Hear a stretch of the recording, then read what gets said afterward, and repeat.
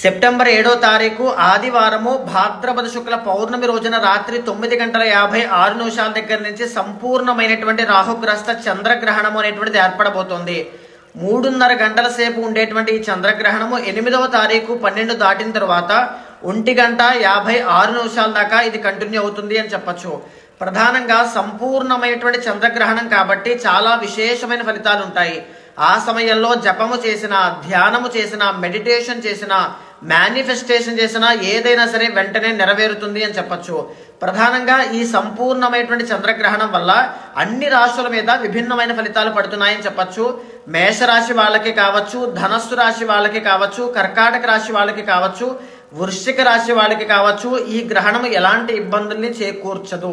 In fact ఇంకా చెప్పాలి అంటే చంద్రగ్రహణం వల్ల వీళ్ళకి ఇంకా మంచి జరుగుతుంది. ధనలాభాలు అనేటువంటివి కలుగుతాయి, శుభకార్యాలు అనేటువంటివి జరుగుతాయి, కష్టాల నుంచి బయటకు వచ్చేటువంటి యోగాలన్నీ కూడా వీళ్ళకి కలగబోతున్నాయి అని చెప్పచ్చు. మిగిలిన రాశులైనటువంటి కుంభరాశి కానీ, మీనరాశి కానీ, వృషభ రాశి కానీ, మిథున రాశి కానీ, సింహరాశి కానీ, కన్యా, తుల, మకర రాశి వాళ్ళకి చంద్రగ్రహణ ప్రభావం అనేటువంటిది ఎక్కువగా ఉంటుంది అని చెప్పచ్చు. మిగిలిన రాశులు ఇప్పుడు నేను చెప్పిన రాశులు వాళ్ళందరూ కూడా 8వ తారీఖు సూర్యోదయం అయిన తర్వాత